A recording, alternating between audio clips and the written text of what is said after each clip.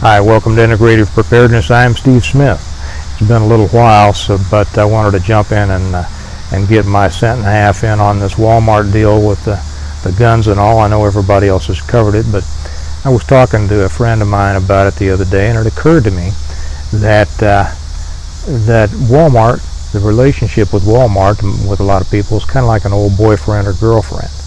And I was thinking about a couple of mine, none specifically. So if any of my old girlfriends happen to see this, it's not about you, it's about the other ones.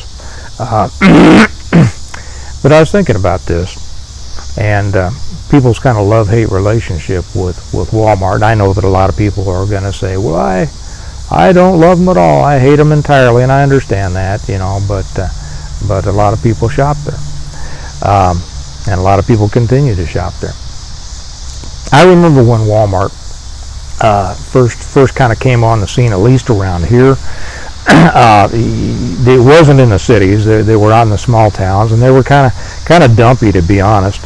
I remember when I first saw it; it had kind of weird colors, kind of brown and yellow, and had these big Western cowboy type letters, and Walmart, and what kind of name was that? And people thought, why in the world would you want to go shop at a place called Walmart? And that's kind of the reputation that it had. You had to get outside of a city quite a ways to find one. And then I owned a gym in a college town, not a big college town, kind of a small college town, and they had a Walmart there. And one day I had to go in and get something. I don't remember what it was. And my cameraman has to sneeze. Don't worry, man. If you have to sneeze, just go. I had to go in and get something, and I don't remember if the hardware store was closed or whatever, and somebody said, you can get that at Walmart. So I went in there, and I said, whoa, there's a lot of stuff in here, and it's a good deal. And at that time, they were making a big deal out of the fact that it was made in America, and it was an American company, and the Sam Walton story was a famous story, up in this area in Missouri and Kansas, and everybody thought a lot of him at the time. And so I went in there. I saw that hey, this is a pretty good place. So I started kind of going in there occasionally. It wasn't my go-to place by any means, but I started going in there occasionally, and then they kind of made it nicer. They gave themselves a facelift, and more people started going in there. Even the people that owned businesses in the town would go in there for things that for whatever reason they don't want to drive across town, or whatever. I won't try to read their minds, but a lot of people started making Walmart their almost daily stop.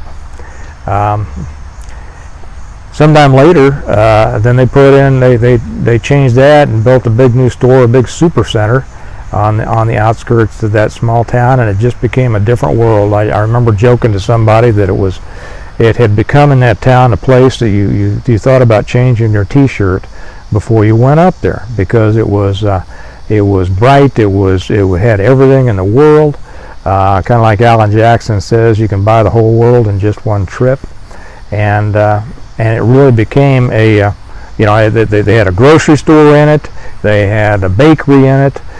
So it changed the look of the small town, and convenience made it change that. It wasn't good for the small town, but convenience drew in even those people who, were friends of the other business owners.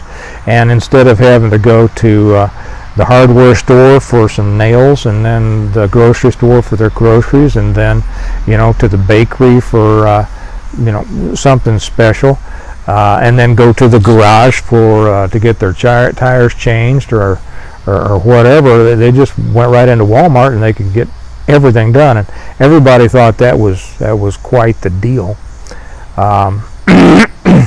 And of course, we know what the effect of that was on small town America. But it made me think. It's kind of like, and there's a lot of people now, even with this gun thing, that are having a hard time saying, no, I'm not going to go to Walmart anymore. And so it made me think of breaking up with an old girlfriend. And for you ladies out there, just think about an old boyfriend, right? when you think about, they kind of came on the scene. They weren't anything special. You didn't pay them much mind. But then, for whatever reason, they said hi, you said hi, and then you got to be on the hi basis. And one day the hi became well, how you been and how you doing and all that, and just kind of develops over time, right? And pretty soon you're having conversations, and you think, well, this is kind of a nice person. I like them, all right. And then one day you realize they kind of upped their game, and they're looking better than they had been. They kind of blossomed, and their smile was more sparkly, and they were friendlier. And you thought, there's something more to this person than I had thought. And then all of a sudden, they take that next big step. This is the super center, and boy, they're looking good, and they're being nice and friendly. And you realize that they're becoming a part of your day, and you're thinking about, going there, and pretty soon you realize that they've got just everything that you need, and they've got it good, and so they become that part of your life, and life is good, right? Well, then then it settles into kind of the the normalcy of that relationship, and it stops being special. It just comes kind of it's all right, everything's fine, and then little by little, and at first you don't even notice it, things aren't quite as good as they were. Their mood isn't all sparkly every day, and there's more Chinese stuff on the shelves, right?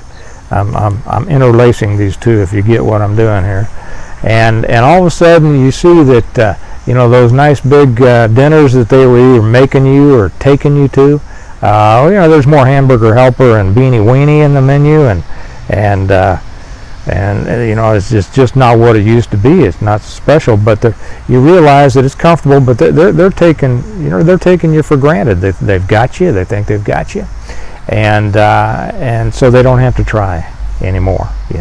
And they start putting on a couple of pounds, and they don't care, and they're not wearing, where I'm going with this. Some people, but you stay for a while. You stay for a while because it's comfortable. You know where everything is. It's no big deal. There's nothing horrible about it. But you see that your life is just kind of, it's not what it was, not what you want it to be, and it's not what the promise was. And that's the point when you make a decision. And a lot of people just stay in those situations for the rest of their lives and take it and grumble and whatever the situation is, and they live a life of unhappiness, or much less than it could have been and should have been. And of course, the right thing to do, and what other people do, is break off. You break up with that person because there are better things out there. Okay, and maybe they don't want you chewing, or they don't want you taking your gun out and putting it on top of their refrigerator, or they don't want you carrying your gun in their store. Whatever it is, you got to make that decision, and that's when you break up, and you got to do it. And that's the point where we're at right now. It's time to break up with this store that has taken us for granted, and that has made our life easier in a lot of ways. But the price of that convenience has been far too high, not just for us, but for the country at large. So break up. Now there's a couple of things that I'll throw in here, a couple of caveats, and one is. Do you remember when you broke up with an old flame, and they were all upset, and maybe they were mad at first, but then after a while of not seeing you, they called up and they said, I'm sorry, I can't live without you.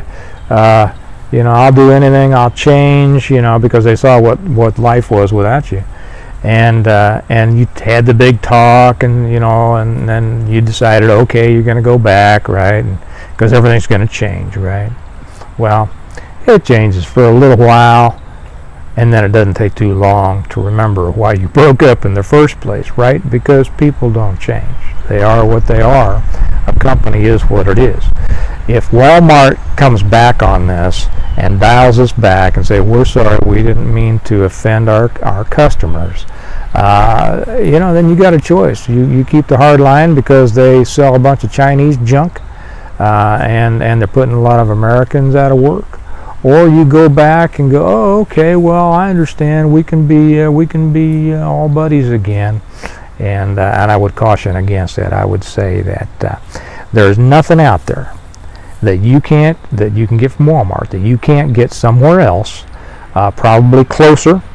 You might have to go a couple of different places. It's probably better, and usually it's almost as inexpensive. So I would suggest that you develop those other things. Now on the other side, one caveat is if there is one thing, because there is one thing that I get at Walmart that I can't find anywhere else, and it's not their brand even, and it's not expensive. It's something that costs like $3, and I need one about every 3 months, and I can't find it anywhere except Walmart. I'm going to keep buying that, and then if there's something out there that fits that description for you, hey, if that's where you can get it and it works best for you and it's a good deal, buy it. But the thing is, go to it, take it to the checkout line and pay for it, and don't wander around. Don't pick up a pair of socks or some underwear or some bagels or a new DVD or anything like that. Buy it and leave, because they make all their money off all those other things that people say, well, as long as I'm there, I may as well get this and this and this and this and this. Okay, so let this be that breaking up time with this company who doesn't seem to appreciate a lot of us here, who is bringing a lot of Chinese junk, and has contributed a great deal to what I consider to be the decline of the business and manufacturing here in our country. And with that, I'm going to ask my guru to put a playlist down here below the links to my books. And there are 3 songs that I suggest that everybody listen to regularly if you don't already. I listen to every one of them several times a week because I think it keeps our mind on things. And the first is, and they're great songs, some of the greatest songs ever done, and they tell the story of America and the American people. And the first one is Little Man by Alan Jackson. And the second one is also by Alan Jackson, and it's Small Town Southern Man. And the third one is Charlie Daniels and Simple Man. And I haven't put it down there. I listen to these songs, all of them, at least several times a week, and sometimes, more than that. And realize in there are some words that are kind of similar, and that's little, small, and simple. America, we like to think of ourselves as big. Everything about America is big. We got to be the biggest. Well, America was built by a lot of people, individual people, who by definition are small, and it's the working together of a lot of people on the same, with the same values and the same belief systems, and that built this country. It wasn't huge corporations that built what's good in this country. It was the little man, the small town man, and the simple man. So if you haven't heard those things before, I know probably everybody here that watches this has and has heard them a lot. Listen to those things every now and then. If you never have, treat yourself. You're going to get something out of it. So with that, I'll let you go, and wish you all a great day, and remind you that we prepare well today in order to live well tomorrow. Thanks a lot. I'll talk to you later. Bye-bye.